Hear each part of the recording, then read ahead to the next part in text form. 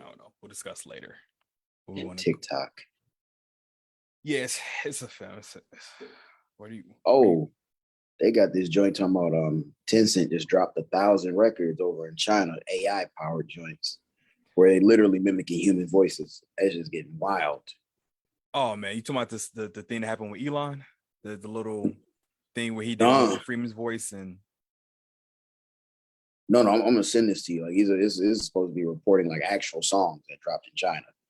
Like one of them has over 1 million streams. Like actual like AI recorded songs. Like, but you're not.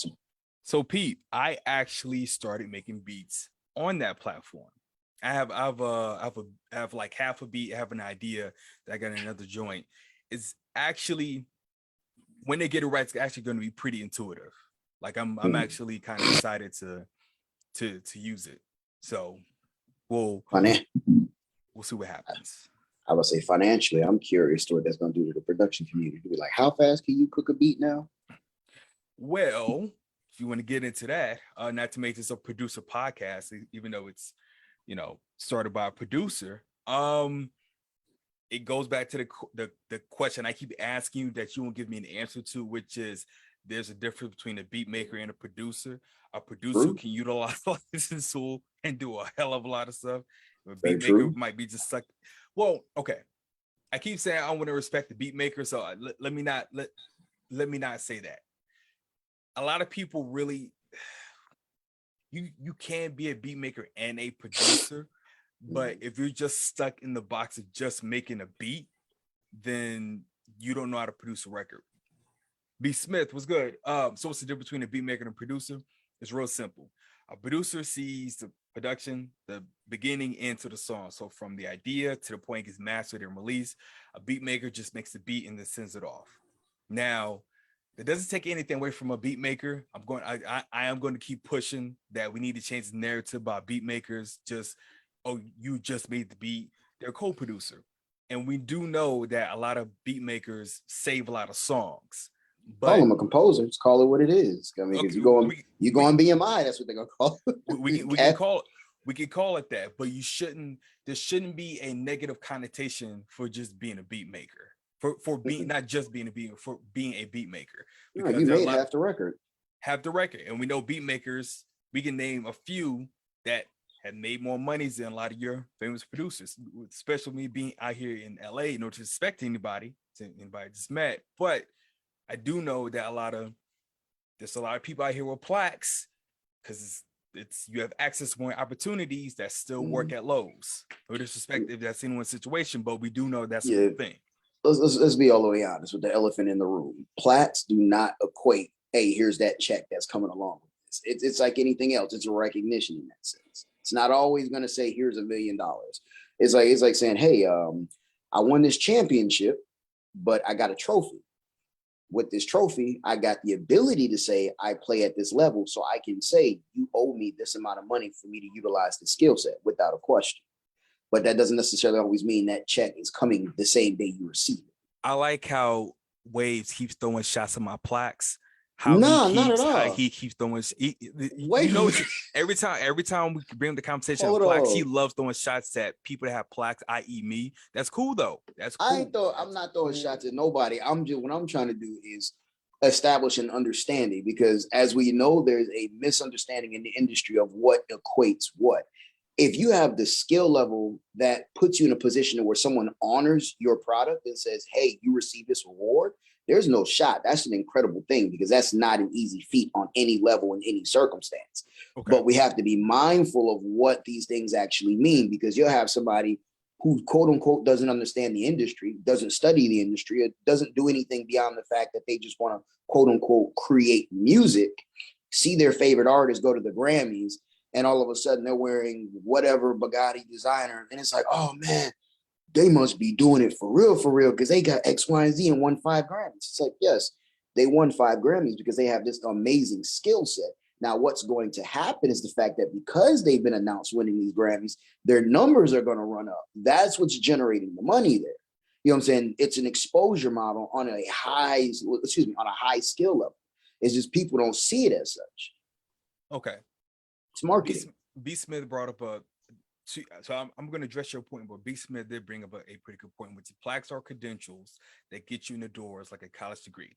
He is correct. Like once you go on my IG, you see the stuff like stuff with Mark Wynn and what I did on my own. It does change the conversation.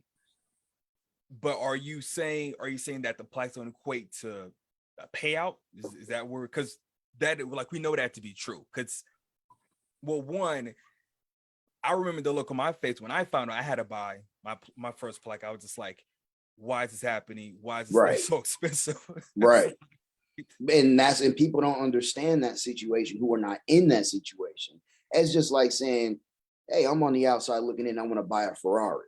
But do you know what comes with that Ferrari when you buy that Ferrari? You know what I'm saying? And that's what people misunderstand in the coming into the industry. Okay, if we're using the analogy of the Ferrari,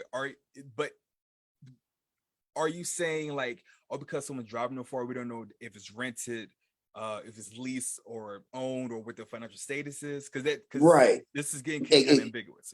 Oh no, so toning it back down to what you said about the Lowe's reference.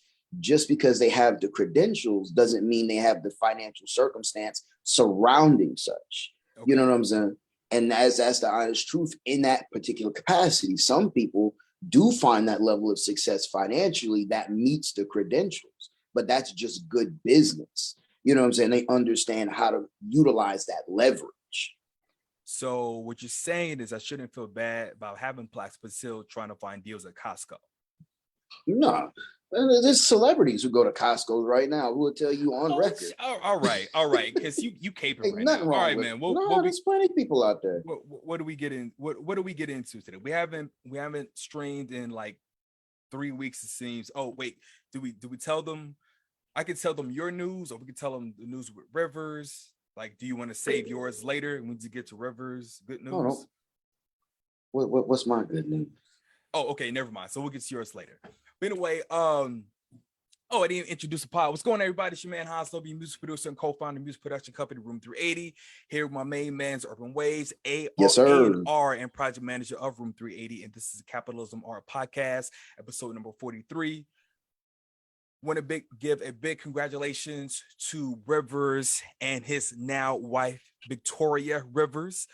They had their wedding this past weekend in Savannah. I had a chance to see some pretty cool people, basically just friends I haven't seen in a while because everyone's all spread out now. But congratulations to Rivers. It's funny because he kept that one really close to the chest. The reason why I say that is because as I'm saying this, I know on the replay there are going to be some people from Penthouse Studios who are going to be like, I didn't know Rivers was getting married. So I'm going to have a laugh for the whole week. Like all Thanksgiving, I know for a fact people are going to be blowing on my phone. So that's going to be hilarious. He was like, wait a minute. You mean I wasn't invited? Like we have this kind of relationship, not this kind of relationship. So it's nothing against you. All right. So I kind of want to address something here. When you're footing the bill to get married, you start looking at your relationships as a little different. Where it's like $16 to $25 a plate, you're just like, who's officially who do I know is You start looking through text messages a little different. So you start looking at life different. Like, wait a minute, how many other circumstances? Like for real, like there are friends I have that I'm real cool with. I got like a late invite, just like, hey, can you fit in here? That's fine. Trust me, as someone who foot the bill for his own wedding, I get it. So to people who are married, I understand. To those who haven't, it may come off a certain type of way. Fam, your friend may not want to pay $25 for a plate. You know what I'm saying? Like, and then there's a whole thing of like, hey, cool, who do I invite? Because some people may talk about me. Like if you have a friend that you know is gonna gossip, you don't want that person to be sitting there doing this. Oh, this didn't look like I thought it was. Yeah, nobody want to hear that, fam. You gotta go somewhere, man. You gotta go somewhere.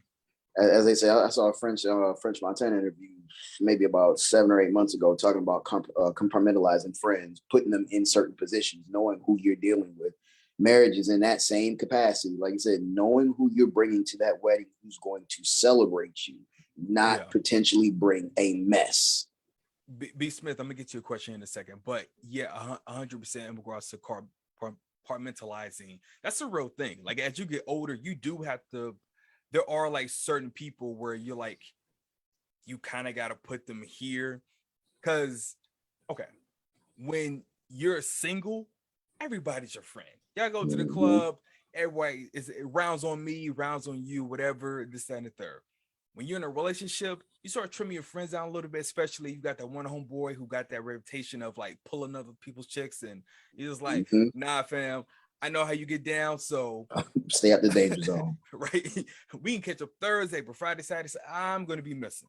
Then you Right. get engaged, it gets a little different. You get married, it gets a little different. So that is part of the process of getting older. Even especially when you have kids, you really start compartmentalizing, because you're not just Mhm. protecting yourself and your mate. You're now trying to protect the kids, because there's certain people you just don't want your kids around.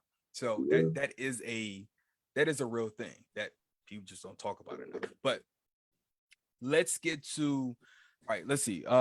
So B Smith is saying, but you have, going back to what we were saying in regards to producers and platinum credentials, he's saying, but you have to price yourself correctly, that uh, price yourself correctly in regards to where the money is coming from, right?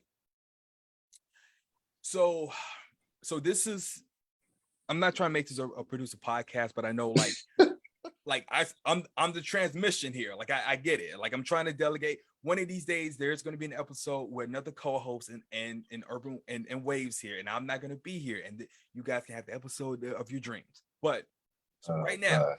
this is my everyday life. Okay, as I'm sitting here, I'm looking at text messages on a record. I'm trying to get done. Okay, but in regards to the pricing, this is something that Busy Word Beats kind of touched base on, and on his YouTube channel, which is, this kind of goes back to the whole $30, $50 lease, which is okay. So I'm gonna address that, and I'm gonna go a little deep. Producers are doing that because they see other quote unquote successful producers doing that, and say, okay, this is the price, not realizing that that was a tactic to get in more market share so they can charge later. So I may give you this beat for $50 here, but I'm going to upsell you later. And the problem is, because no one asks questions, you know, producers coming in who do have plaques, who, if you go in the B Stars page, i.e. me, you'll see $30, $50, but the difference is those producers don't know why it's priced like that.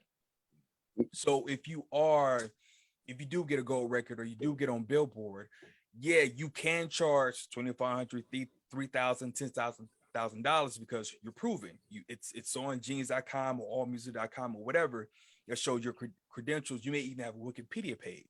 So you can leverage that for higher ticket price. But what I'm noticing that no one wants to talk about is the reason why those producers are not doing that is because they don't understand leverage. So let me explain. If I worked on a record that went number one in the UK, right, and I have this name attached to this record, well, then I can sit there and leverage that, because I now have a different set of eyes on me. So if I repost, hey, I produced this, those different set of eyes now see that content, now see your song that I produce or co-produce or mix or whatever, and they can go, oh, I check this out. So you can leverage that.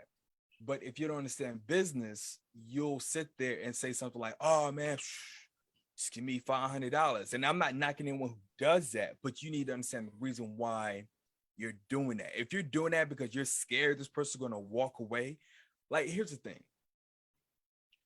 When it comes to producers, this whole conversation to me is still kind of foreign, even in 2022, because like, even with, I think it was 2 episodes ago, we talked about the kid Futuristic that said like, oh, I'm promoting record this, that, and the third, so I get this and you get 5% or whatever. Yeah. Again, what he's talking about is leverage. If he has all these resources to put his record out there, and you are only just making the beat, he has leverage. But your leverage as a producer is, I've never heard anyone go gold or sell platinum or go number one from just an acapella. But if you don't know that, because you don't understand the business, you'll forget your leverage and just give it away. So for producers that are listening, you have to understand you've always had the leverage. It's just that people have tried different tactics. if you don't know why they're doing it, you'll fall into this sort of this endless loop of trying to do something that someone is doing and you don't know why, and you kind of get caught up in that. I'll be honest with you, the trick to it also becomes is where your actual leverage is coming from a financial standpoint.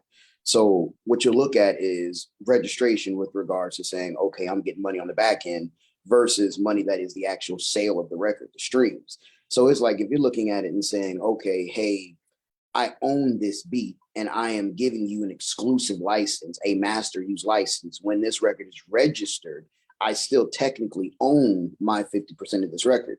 That's one aspect that people will try to get you out of, you know what I'm saying, with regards to money. So now you have to, as the producer or the artist, however this conversation is going, basically state, okay, this is what I'm creating. This is what you've created. This is what I own. This is what we're going to make our money. Now, when it comes to the sale of this record, now you have the opportunity of saying, well, how am I going to negotiate this as the artist versus the producer or beat maker? Because in this interest, I've given you your money based on the ownership of your product, the beat that makes these two components, also known as the musical composition. But I'm marketing this record now. So now I can give you 5%. Or if you want more, then I'm going to need you to actually put more work in with me with regards to the sale, because I'm out here pushing that aspect. And that's where those conversations generally come in, how you have to leverage, because you'll get producers with labels, as they say, will take points or smaller aspects, but they make a lot of money depending on how the record does. The conversation wouldn't even go that far because anyone, like I said before, when I saw the thing on Twitter, I retweeted it and I posted the reason why, which is, yeah, that's fine. But the thing is, if you need a publicist, you'll probably go through me and my team. If you are trying to get more, you're trying to get more publications, you're trying to get more playlists, if you need it mixed, if you need it mastered, if you need a project management, you know, like I have all these resources at my disposal. So that sounds fine, but I guarantee you by the time we're done with the conversation, it's going to be way higher than 5% because of what I have. And I But know that's that us though. I know, We got to but think. right, but that's what I'm saying is it's so in regards to that, even if you're just making the beat, you still have more leverage because you're still making half of the record. So Right. if you're just like, oh, I'm scared, I'm gonna lose. See, here's the thing: when it comes to, and I gotta have Jamal on here one day in regards to talk about negotiation in regards to like music contracts and brand deals, because he does this stuff all the time. But the thing is, what you have to understand is in negotiation, right? It's not linear. People think about negotiation in the Mm-hmm. sense of they think that if they are if the, oh sorry they think in the sense of I have to do everything I can to get everything, or hey, whatever number they stop at, just give it to them because I don't want to lose this deal. The thing is, if you have any experience, you know that the whole point of negotiating is to find out where you guys can meet in the middle. Meeting in the middle doesn't have to stop there in regards to the back end, which is the publishing on the royalties, right? You can Mm-hmm. negotiate other things like, okay, cool, you want 5% here? Cool. So what I need is my name here, here, here, and here, here, here, here, here, here, here, here, here. I need you to do this, that, and the third. You can negotiate that because at the end of the day, you still have the content, which is the beat, right? Which is the production. But if your mind isn't primed for that, you can lose it. Very true. But see, if we consider, and I say this loosely, if we consider the individuals going into these conversations with regards to negotiation being one issue and registration being another, because again, when we talk about contracts, the average individual going into this conversation does not have a legally binding contract stating this is what we're going to negotiate. And if they wrote it on paper, depending on what state you're in, it's valid or not valid. You know what I'm saying, with regards to that circumstance. Okay. If it's notarized, we'll say. Okay. So I don't want to go too high level because I see we're about to do it now.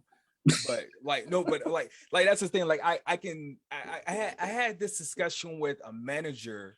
Well, he's an artist manager, but he also works at video as well. I just had a meeting with him this past week. And I was telling him, I said, in regards to like if you guys don't think about video, they pretty much are like they're kind of like in that the Orchard, AWOL, Cobalt, like realm, but like a minor major label, like they have major resources, but they're a minor label. And so I was talking to him about it, and even for him, like, because we're in it every day, we're used to a certain language, and like we can get sort of high levels. So I don't want to go there, but to sort of like dumb down what you're saying, and I hope it doesn't come off contrarian, but in that regard, the artists and the producers and engineers, even everyone already has the tools they need to come to the table. It just, fam, are you willing to listen to the other person and listen from their point of view and go, okay, that makes sense, but and then tell your point of view. The reason why people get so nervous in regards to negotiation, even if it comes to beat pricing, is people are operating from a scarcity mindset. It's okay to be like, that fear of loss. yeah, it's like fam, if like Interscope calls me today, like, hey fam, we want to buy all the beats off your beat stars for just 100K. I know not to take that deal right off the bat. I have enough sense to say, okay, cool, let me call Rivers, call Lloyd, this had a third, and then go, oh wait, I can get way more than 100K. I have the mindset of it. So even if someone called and says, hey, if you don't take this deal now, I'm hanging up. I already know the fact that you took the time to research me, listen to my catalog, and call me. I know the reason why you're doing that is because you're trying to be first. But the only reason why I know that is because I do this every single day. But if I can, what's the word? If I can take just that basics of someone has interest, I don't have to sit here and take the first deal that they give me. That gives me leverage. I can take my time. And if you're an artist or you're a producer or whatever, whether it's negotiating, studio time, beats, mixing, mastering, promo, this, that, and the third, don't operate from this like, oh, I have to do this now or I'm going to lose it. That's how a lot of people sign contract. Like there was a masterpiece. I used to talk about this. Yeah, like there was a situation last year or 2 years ago, 22. So I think it was 2 years ago, where an artist found himself getting signed to a videographer. And it's just like that was what they negotiated. Was he wasn't aware, he was so scared that the videographer was going to go up in price. He signed the contract not knowing that he signed over the rights to the song. And it's just like, fam, how you do that? That's predatory and that's wild. But that shit happens. But that's what I'm saying. Like, if the artist had took the time to go, well, if I value the song this much, I shouldn't be scared to just sign anything. Yeah. But what were you saying? I'm sorry. Oh no, I mean you're right, but that's why I tell people all the time. It's like from the ground level, looking up, listening to artists all the time. It's like, okay, the issue isn't the fact that you don't want to negotiate. Is 9 times out of 10 you don't know how to negotiate because you don't understand what's actually being negotiated. The reason why I say that is because one, the average artist first mistake does not have a split sheet. That's the first issue. So you don't even have anything that identifies what's actually being negotiated based on the work you've done. So you don't know what's happening anyways. You just know you went in the studio, y'all recorded, laid down a track, call it a day. You know what I'm saying?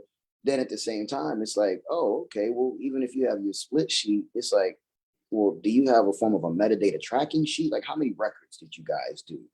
What else is the information that's tied to this? What's the territory? Where is this getting played? You know what I'm saying? Like, what is this thing? This song going to do? It's a product. I mean, it's your art, but at the end of the day, your art is sellable. So it's a product. You need to know what's going to happen with this product, what the potential of this product is. Potential may be zero. Potential may be $1 billion. You don't know until you actually start shopping it around. That's fan. That's a really good point. So there's a video Gary Vee says, what's the intrinsic value of a basketball compared to him and LeBron James? He said for him, it's zil. Like he can't do anything with it. He can go play the Y. Why I'm saying that's it. But for LeBron James, the intrinsic value of the basketball is $1 billion because of what he's been able to do. So I guess we can, let's do that. Let's talk about some practical steps in regards to like negotiating based on our past experience. Also, I want to give a shout out, and this is something that I've noticed, and I knew it was going to happen, and I'm seeing it now, and I'm glad it's happening. There is a shift in the mindset, the paradigm of content creators in the music industry space, where people are saying, "Don't talk about stuff you haven't done before." So when it came to like us, I was like, okay, I guess we can start a podcast. One of the first things that I came to mind was like, don't nobody care about the little wins that I've gotten. Like, don't nobody care. But then when I saw the reaction of stuff that I went saying, telling people on TikTok what I went through, and I saw the reaction of it. I was like, well, I wonder if that translates to the podcast. So when I started saying, hey, I went through this, that, and the third, and hey, this is the time I hired an agency and it didn't work. This is the time I got in a studio with this person and it didn't work, and all these other things. And I thought people were gonna look at me like, oh, look at the little engine that tried. Like, oh, okay, look, poor little producer guy trying to figure it out. Oh, no. But then I had to sit there and look and go, well, I have, I'm not trying to be boastful, but like I have made 5 figures plus and do the music thing. I have done this. I have had songs played on radio. I have done this full time. So maybe I should speak about it. So, it's I'm happy to see producers and engineers specifically. I haven't seen too many artists say it, but I'm happy to see creatives in this space talk about like, hey, if you haven't, don't tell us stuff you haven't done before. Like, even if you fail, that's fine, but say that. Say, hey, I tried this and it didn't work. Don't say, hey, go try this, because you're doing a disservice not just to your audience, but you're doing a disservice to yourself, because at some point someone's gonna say in the comments, hey, that's cap, that doesn't work, that's never worked. Where'd you hear that from? And you don't want to be one of those people. So I said, so sad to say, thank you to the people in this space. But I'm gonna reference a point you just made about artists not saying it. So you remember how we had this conversation weeks ago with the mindset of what you actually are doing business. So I look at it like, if I was in a classroom setting with a mixture of people, producers, engineers, artists, for example, and we asked the question, if you are an entrepreneur, raise your hand. Who do you think would raise their hand? So if you consider the mindset of the people in the room and what they functionally do, the more than likely are going to be producers and engineers faster than the artists. Reason being is because producers and engineers are taught a service. As a producer, you're taught to, as a beat maker at the base level before you even gain the skill sets of producing the record, so to speak. Just as knowing how to make the music, you're taught to sell a beat, because it needs to be partnered with someone who can effectively put this thing called lyrics to it. Unless you want to go the instrumental path, we know what that is. Same thing with an engineer. An engineer, different from both parties in that instance, is taught to mix and master. So by definition, they are the service product. An artist is trained in that sense to focus on the art, the creation of the music, not necessarily everything else that's associated. I'm going to give pushback on that, because I'm wondering if I take a student, if I take someone that's getting ready to graduate from like Berkeley and put them in here in this chat, would they agree? Because I have but a it's feeling. Berkeley. Okay, name another outside of like that's NYU, Columbia. You couldn't do it with someone who graduates in the sense that they've already been rewired.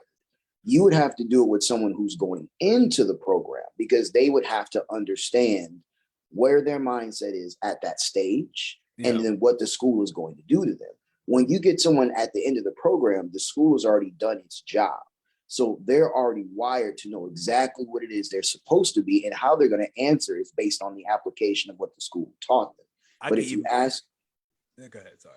Yeah, but I mean, that's like a perfect example. When I went into HCC, you know what I'm saying? At this point, I was already doing music business. Okay, bro. But, okay.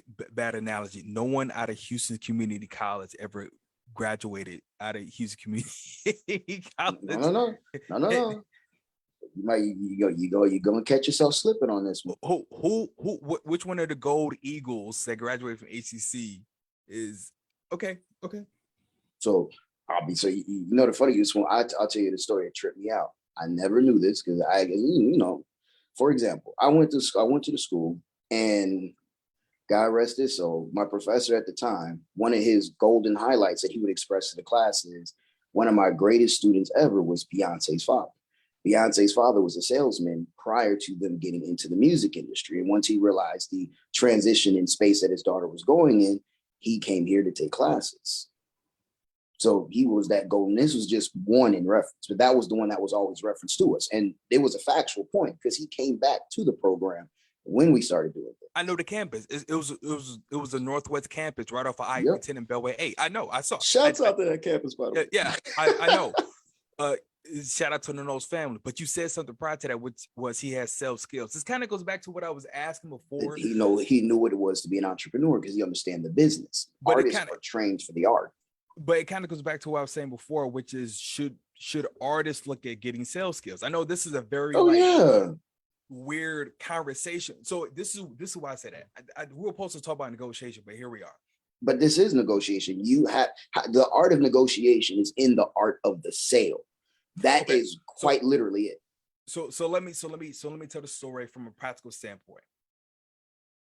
When I was in Houston, getting ready to go to Texas State University, before I even knew I wanted to be an artist, I was interviewing at Citigroup, and I was interviewing to become what would be one of like the youngest sales guys ever, right?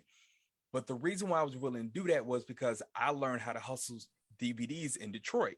And so what I would do is, no joke, because I was a nutcase, I would go people's doors.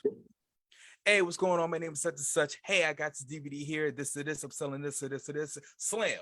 Okay. Hey, how's it going, everybody? My name is such and such. I got the DVD. Slam. And I would do that all the way down to the block. And if I had a goal of, if I can get from Schoolcraft all the way to Grand River, then I know for a fact that I'm going to sell at least 50 DVDs. And I always did. It was a little game I played. Business. That skill would later translate over to selling CDs as an artist. I would go to people's dorm room. Hey, what's going on, everybody? Hey, my name is Hanz Nobe. I'm an artist. Hey, you want to give them a mixtape? Slam. And I would go through every single dorm. Because I did that enough, I was able to sell 300 copies of my CD for $3. You do the math. No, I did not need a refund check that semester. But what I'm asking is, should that be like for like these master classes or whatever, outside of like learning how to market and create content, should that be a skill? Because I feel like with that sales skill, when it comes to just finding people for production or whatever A&L services that we have, because I'm used to, my mind goes just keep knocking on doors, I'm able to generate a revenue. Should that be a thing that artists should probably look into doing? Most definitely, because if you think about it like this, you have a salesman and you have a marketer in the room. What's going to be the difference between who gets the deal if you don't have your charts, your boards, or anything of that nature? If it's just you and your mouthpiece, 11 seconds, elevator pitch. The difference between the salesperson and the marketer in most instances is that salesperson already knows what's about to happen when they go in there. It's second nature to them. A marketer is defined on the principle of research. 9 times out of 10, they need to understand what it is that they're looking at and make an analysis so they can make in this instance, confirmed decision. You know what I'm saying? A salesperson is not in that capacity. You're wired to know the product you're selling. You're wired to know you need to sell the benefit. People are already going to know the features. You need to give them value in that interest. And that's the same thing with music. When people look at music, it's intrinsic value based on the emotional appeal. How does it make me feel? And that's the principle of how we have this thing called algorithms that assign different music to different. Yeah, sorry. Let me insert here. So for the artists that are listening in, one of the things that I do in regards to like my music or any records that we work on is trying to pitch it to playlists. Now this is something I'm tinkering around with in regards to the idea of creating a sort of a playlist feature in regards to like our service. It's something I've kind of tossed around in my head or whatever. But I can only do so much. I have to bring somebody in. But in that regard, if you look at a song as, and this kind of goes back to the snippet that I had on TikTok that got a lot of love, which is stop trying to make music for everybody. Everybody's not from Third Ward, Houston. Everybody's not from the east side of Detroit. Everyone isn't from Jackson Ave in the Bronx. Everyone isn't from Compton. Like, everyone can't relate to that story. Everyone can't relate to you being like a sucker for love from like Toronto, or your cousins in a cartel, you Mexico City, and you're trying to find a better life. Like, everyone can't relate to that. So if you keep that in mind when you're creating your content, creating your music, your goal is, how do I get this in front of the people who will love it?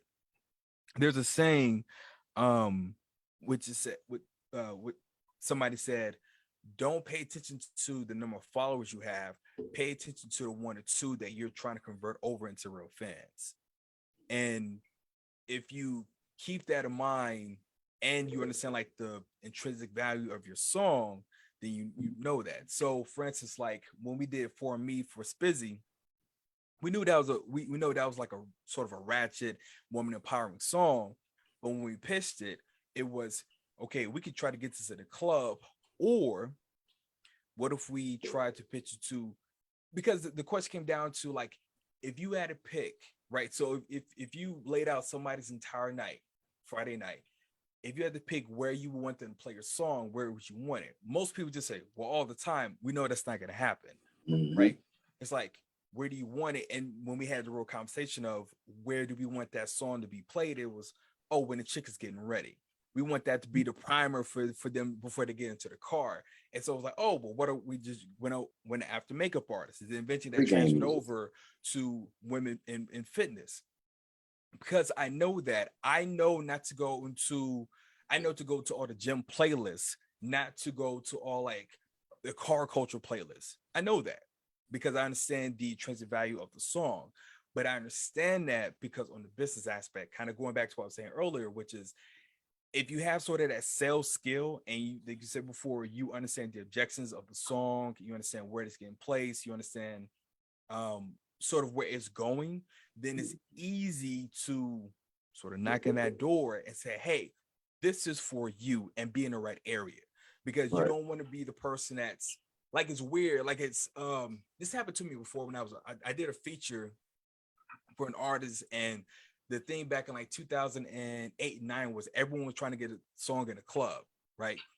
But I knew the song wasn't gonna work. I'm like, it's too slow. Like no one's gonna play this, right? And so when I did sort of like my own version of that type of song, it was like the same beat, was like 85 BPM.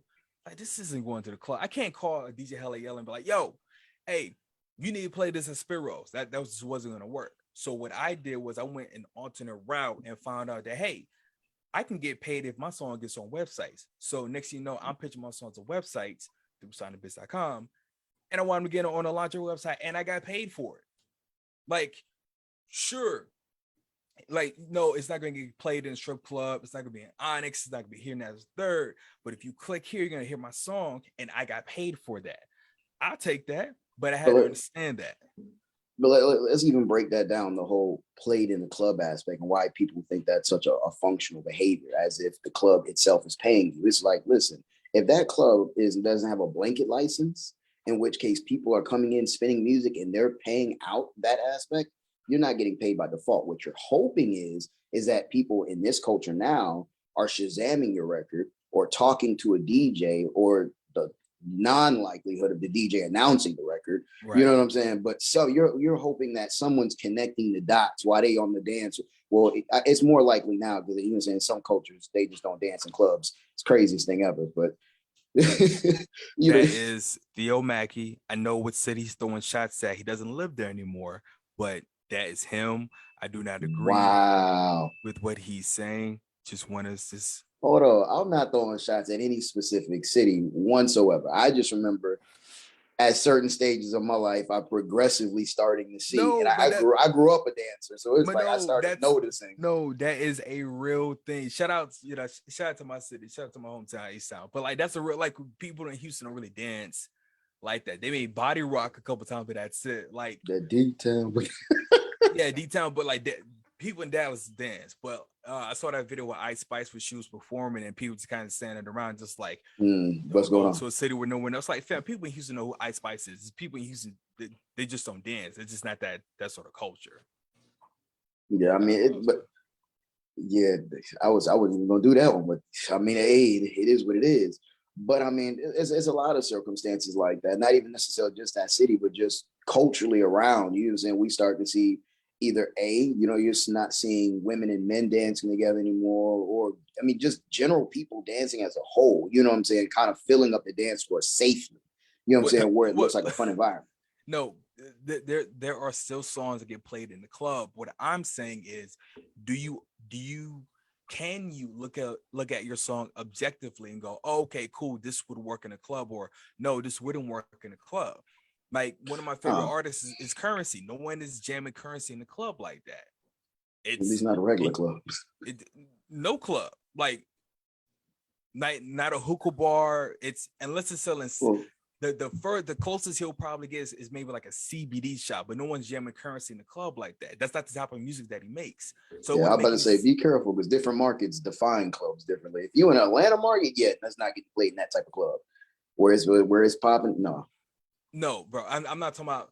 Now, listen, in New Orleans and Baton Rouge, yeah, probably, but like in Atlanta, New York, Jersey, Baltimore, Detroit, Chicago, like they're not jamming. Hey, shouts out to that Jersey and Baltimore club music. This, yeah. We gotta play some here one night, but that's what I'm saying. Like if I was an A&R for Jet Life and my job was to break these records, I'm not going to the club. Like, right. Why would I do that? That's no one is jamming Godfather 4. it's like in the club, fam. That's not. But again, that comes back to kind of, and I'm trying to tie it back to my original question, which is, do artists need sales skills? I think. Oh, no, most definitely.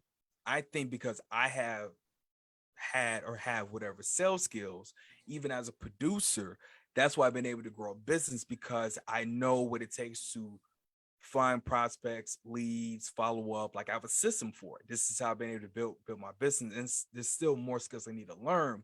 But because I have this one, I have people in the comments asking me to be their manager. True. Even taking it a step further, even before you get to the administrative side of things, sales will teach you to be confident in how to communicate, how to read body language, how to change your introductions. You know what I'm saying? What introductions work, why they work, the psychology of it. You know what I'm saying? When you're talking to men with this behavior, if you're talking to women with this type of behavior, sales will teach you a lot about how to interact with people. And as an artist, you need people skills, because you're literally trying to tell someone to buy your music or stream your music. And you're basically going to be perceived as annoying if you come off and you seem, I don't want to say shy per se, but if you don't have a level of communication that can resonate with them, that can bring them out of the space that they were currently in and joining in the space that you're in, and have an actual conversation that makes sense to them. You know what I'm saying? Because first and foremost, you have to find out their interests. It doesn't make a difference who you're dealing with. You have to every time connect and make it make sense, to make them feel like they're not wasting their time, especially considering you're walking up on random people who in our current climate are going to be nervous about somebody just walking in their space that they don't know. So, okay. So let me give some practical steps here. 51 minutes in that, and I'm going to provide some sort of like value, right? This is, but we started off pretty good. So so this is what I did as an artist. I can only tell you what I did. So I knew that looking at me objectively, like people were just gonna be like, because I had like the little brim hat that Common had. Sometimes I wore polos and everything. So I came out like the backpack rapper, but then some of my content was I was a young man with needs. I had no problem expressing those needs sometimes, and this, that, and the third. So I knew, like, I was on stages like one time, I'm laughing here because I just remember I performed at the breast cancer awareness event on campus at Texas State. And I remember one of the songs I was performing, and there was a whole bunch of young ladies because for breast cancer, right? So it was all the sororities and this, that, and the third. And I remember there's a certain, I forgot the exact line, but there's a line in there where I'm insinuating, let's just say there's the reason why I have this beard. So I always leave it at that, right? I'm trying to be PC.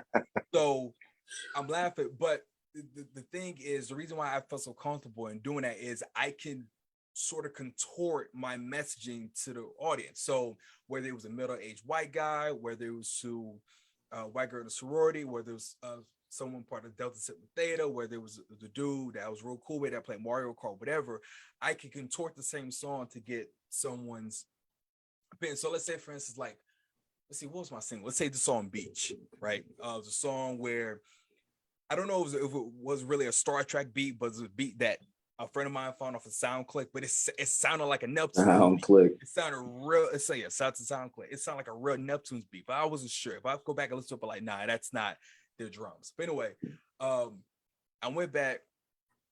So I was promoting the song Beach and was getting a lot of plays on my MySpace player, really show my age. And I'm sitting there promoting it. And so let's say we had the middle-aged white guy, the white girl sorority, the black girl sorority, and then the dude that I play Mario Kart with, right?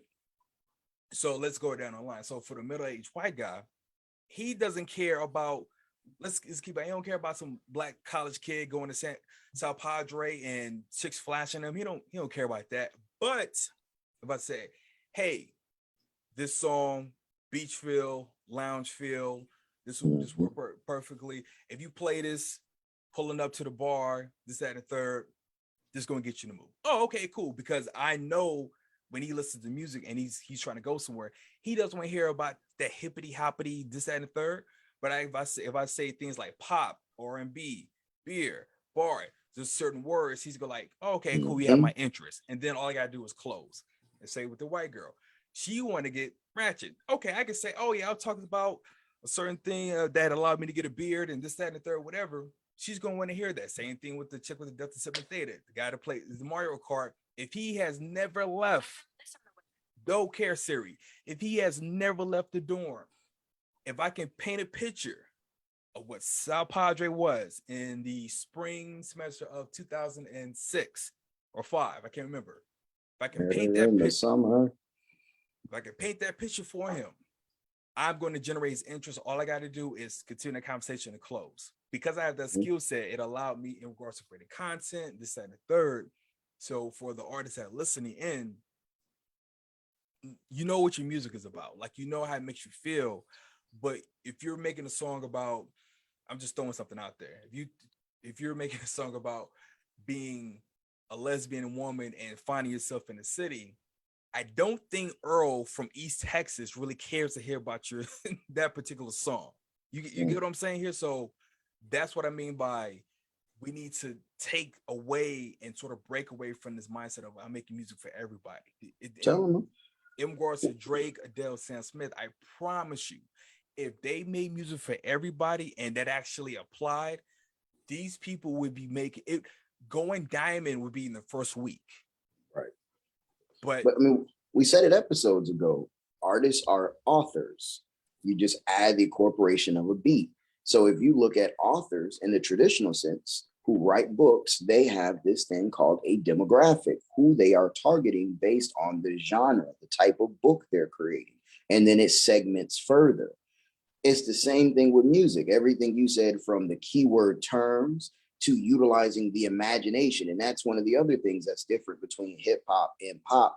We focus so much on the reality, where when you go to pop, person might have never been on a beach, might have never been to South Padre, but they watching movies about South Padre. So now they're writing a song in correlation to what this actually constitutes, because they're thinking the lyrics and the way I'm going to string it together based on these movies I saw would anticipate this fun, sun-filled day with females frolicking and dudes running after, et cetera, whatever, however you want to paint the picture. But it's that imagination, that's the concept of creating something that someone is going to visually identify with. And that's the difference between having sales skills. It's quite literally the difference between being the person who is the songwriter, who makes all the money because they're writing these hit records. Which reminds me that Whitney Houston situation. This came up, you know what I'm saying? I used to talk about that whole Dolly Parton and how she used to write the records. Yeah. Case in point, you know what I'm saying? You have an incredible singer like Whitney Houston, but then you also have someone else like Dolly Parton, who's also incredible, but she's the one writing the records. But then you also have other people. Writing the record, not writing the records. That'd be Diane Warren and them. Right. But I'm not saying her specifically for Whitney. I'm saying records as a whole. Okay. Just across the board, across the platform. Just want to be sure. I respect where you're coming from on that. But all right. Okay. Go ahead, make your point, then I'm gonna jump. Oh no, but it's just a principle. At the end of the day, closing it out, artists need, or correction, anyone in the industry working on the creative aspect definitively needs a sales skill set. without question. Okay. All right. I'm glad we got that off. We got something off our chest, and I'm glad everyone we got I'm looking in the comments. We're getting some love here in the comments. Shout out to everybody that's showing love and sharing the video. Much appreciated. All right. So here's the next thing I want to touch base on. This is a safe space. So we don't have to name names, but let's talk about it. No, this for let's talk about it. It's something I peeped. Trevor actually put me on game about this. Let's see, when did Trevor? That'll be summer 2012. We were going to. You about to say? Mm-hmm. Oh, so there's summer 2012. There was an event. It was either at Warehouse Live or Fitz. I can't remember. I think it was at Warehouse Live. We're driving. It was a warehouse because we just got off of 59. So we're driving in, and we pull up, and there's a gentleman there, and just like, okay, cool, whatever. And we pull up to the event, and Trevor said, "Hey, what's up?" This, that, and third. And the dude just sounded like he was just being extra boisterous, like just real, like, oh, he was a promoter, right? But he was like really over the top, and I was just like, he didn't say anything about the event. And then Trevor, shout out to T Popper, said something. He said, "You're gonna realize and find out that a lot of people in this business had never been cool, but they just got a cool job in the business, and now they're trying to milk it." So there is a tweet. Shout out to the culture princess PQ Chanel, a channel, whatever. Shout out to her, but she tweeted something I found very hilarious. She said, "There are two kinds of people in the music industry: people that have been cool all their lives, and people that finally got cool because of their jobs." You working at BET, you don't drop any names, but I'm pretty sure you can chime in on that. So I'm gonna clarify. I got to be careful. That's always gonna come back one day. I interned at BET. You at the time. as someone who interned at BET, I'm pretty sure you can chime Yeah, in. I want you to platform first before I say mine. That is without question a factual point. At the time, I was a college student, and you know, in that position, you're impressionable. You see everything. You analyze and understand. Oh, okay, cool. They're X, Y, and Z, but then this person is quid pro, utilizing that circumstance to kind of get things done. So yeah, you will definitely see a lot of that in the industry in the instance of a person in a position, you know what I'm saying, who basically becomes whatever the role dictates, mandates, you know what I'm saying, requires to find this thing called success. And you have to be careful about that because those type of circumstances lend to this thing called predatory practices. And it's a very common behavior amongst artists, especially in the young instance, because, well, one, you don't always necessarily have someone around you who actually knows what you need to be walking into from a business standpoint. And then at the same time, they're just going to put everything, communicate everything, or do everything in the interest of getting you to sign or do what they want you to do, versus the person who's been in the game, who basically knows what they're dealing with. And effectively, they're going to come at you how they're going to come at you. It's going to be straight as a motherfucking arrow. You know what I'm saying? Excuse me. I realize we're on Facebook and YouTube. I apologize. Just in case New York City. cut that short. You know what I'm saying? But I mean, you heard it come out of them, right?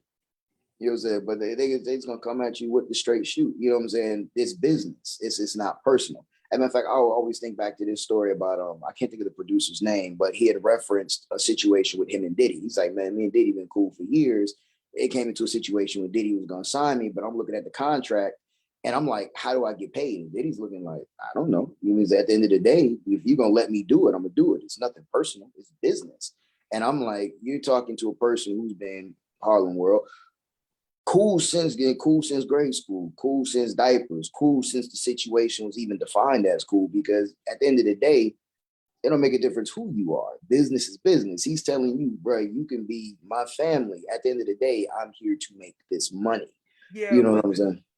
So I hear what you're saying, and you're right in the sense of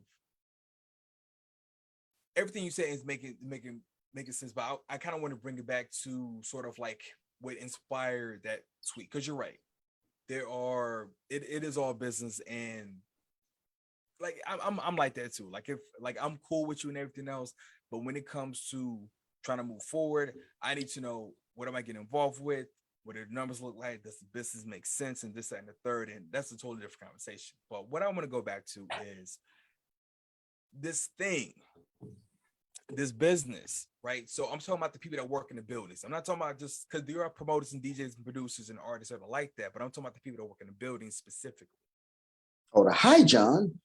Yeah. Okay. So what she's talking about, and for a lot of y'all that listen to us are like vets, so you already know what this is. But I'm talking about to like the new class, to the guys and gals that listening to us that don't know that this is up ahead. This is how this happens.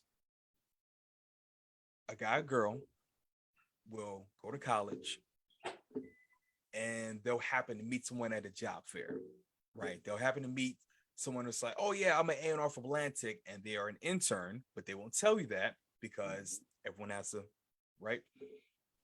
And what happens is that person will work just hard enough to get the attention of the person above them, and the person above them will probably wind up hiring them because they're willing to put 12 to 14-hour days for free. That person wind up getting hired, and they'll just keep milking. They'll keep doing the same thing over and over again because success is sort of like a loop. You keep doing the same thing over and over. And what happens is eventually they start getting that credit card, or they'll start getting that plaque on the wall with their name on it, this and third. Not the plaque like the record plaque, but like they have an office or whatever. Well, there's nothing in the music business as far as personality or any situation I'll adjust your personality more than probably like you tolerate people's shit a bit more, or maybe like your temperament gets adjusted a bit more because you're dealing with people, you're dealing with high strung people who are very emotional and they're trying to make decisions, this, that, and third, because everyone's trying to fight, trying to keep their job. It's not always the case, but we know it happens. Well, what happens is that person now has access to getting you signed or whatever else. But the issue is they're the same person from high school because they never had to change. So it's kind of like, this is going to be real crap, but it's kind of like the dude that never got punched in the face in high school because he never got in a situation where there was an actual, there was a real bad dire consequence for his attitude. So he just kept with that same attitude over. Just imagine that person or that kid with a credit card and access and the ability to sign you, and now you have to deal with this person that gets signed, and you're just like, fam, I want to hang you on the side of a balcony because you're like, we've all been there. But that's how that happens. Is there's a part of the music industry where there is a corporate game. Like, you really can't have like your CV and shirt and tie and walk in and get the job and do everything, do the bare minimum just to be around in that presence. There are few people in it that are really working and really appreciate the culture and what they're doing. But we also know there's a subset of people who they never got it.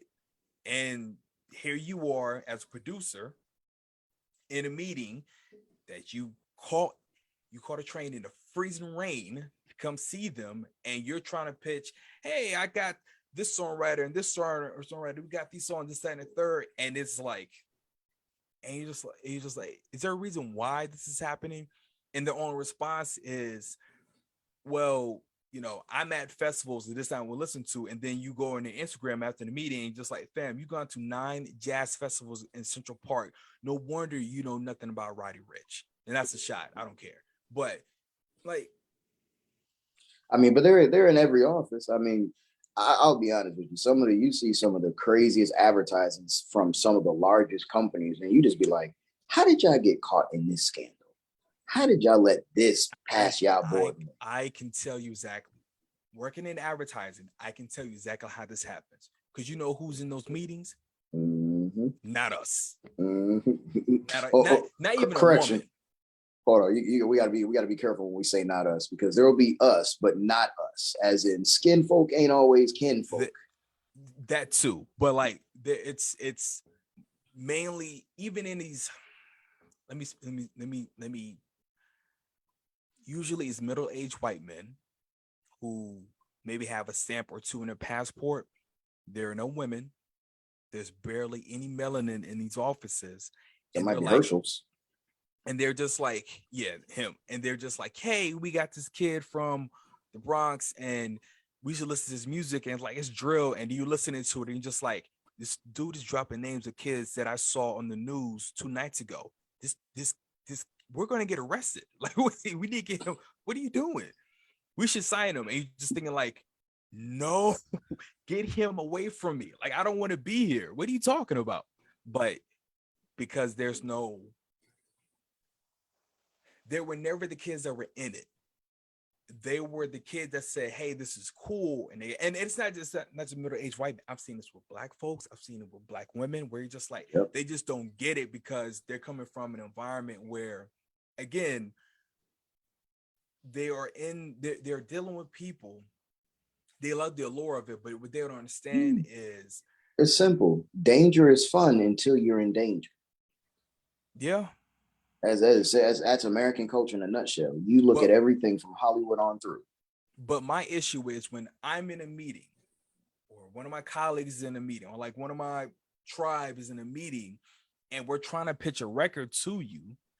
And it's not just us, like there's other people that have had this same situation. Like we're trying to pitch a record to you or an artist that you should sign for either distribution or publishing or whatever else. And we're trying to have this meeting with you, and you can tell like you don't get it. And it's like the reason why you don't get it is because you don't really care about this. I'll say this and then we'll wrap up here in a second. So I'm currently working on a big project. I haven't announced it yet, but I'm working on like it's a big thing. And I'm coming as an expat into this arena, right? Now, with the people that I know and that I have access to, I can easily ask those people, hey, put me on that stage. And I can just sit there and be like, yeah, I'm here. What's up? And I can be shoulder to shoulder with like some real heavy hitters. But at some point, somebody's going to turn to me. They're going to ask me a question. If I don't know the answer, that's my brand within that arena. And I got to spend the next 3 to 4 to 5 years trying to clean that up. And I'm not going to do that. So in regards to the young lady's tweet about these were never the cool kids, it's the people that make the music, make the moves are the cool kids. The issue is, yes, going to the album release party is great. Going to the mixers is great.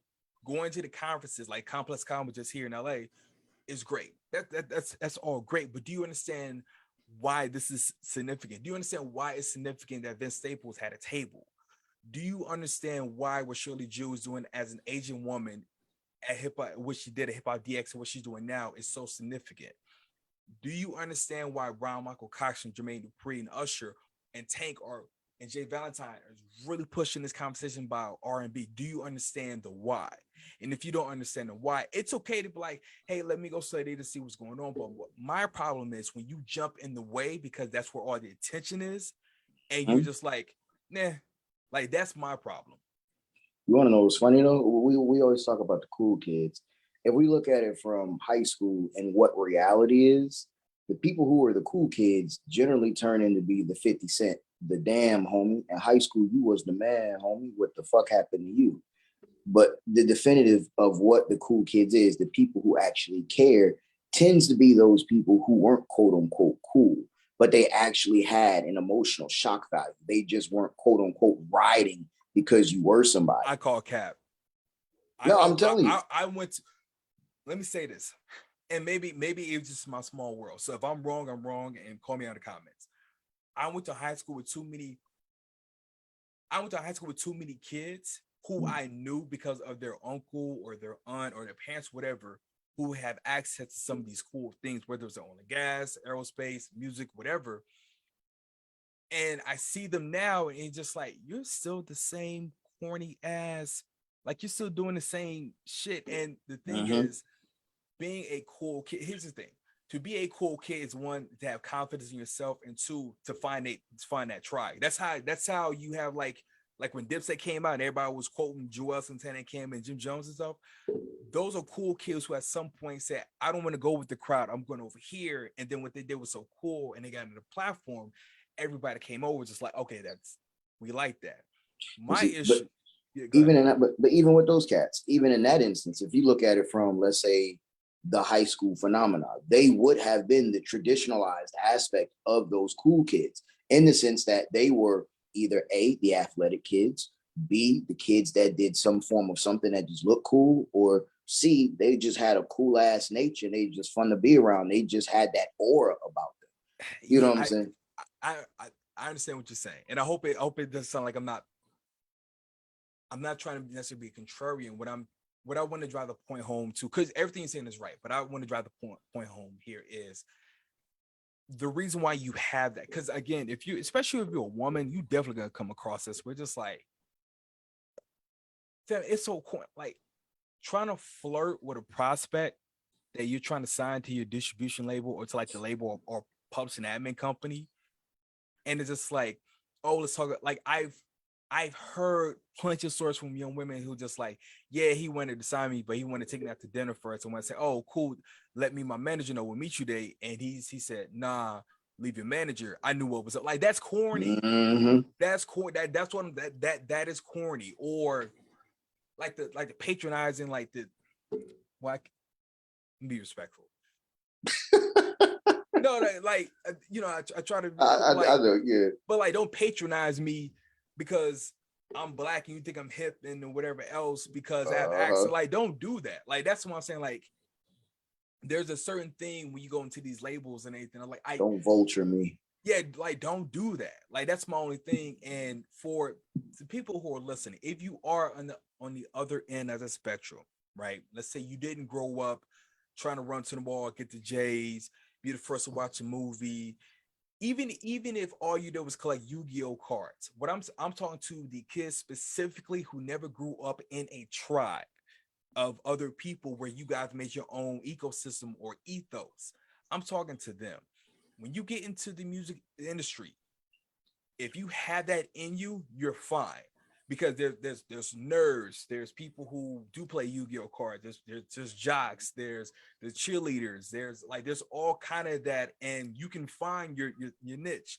It's the people who just like stuck in the middle because they didn't get it, and now they have the job and they're around people who get it, and all they're trying to do is leech off other people. And it's like, fam, you don't have to do that. What would it take for you to sit down and study about the Chicago drill scene and really understand why this thing is important and why it's toxic? So when a kid comes up to you and they're like, yo, I'm trying to get it in, you have in the back of your mind, this kid may be saying he's trying to get signed today because if he goes back home, he may not make it to next week. He may need me to give them this check so he gets a hotel here and not go back home. Crap, you just validated what Cohen said years ago on on the Breakfast Club.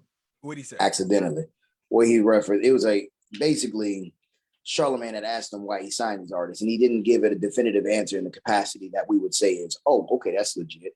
The generalized context was, well, I don't judge these kids based off their circumstances. I want to give them a shot. I want to give them a chance. I want to give them a shot. I believe they deserve that shot. And it's like, wait a minute. What you did was negate one side, but then bring in the other because you know this is what will work. Yeah, but I get what you're saying. I'm not.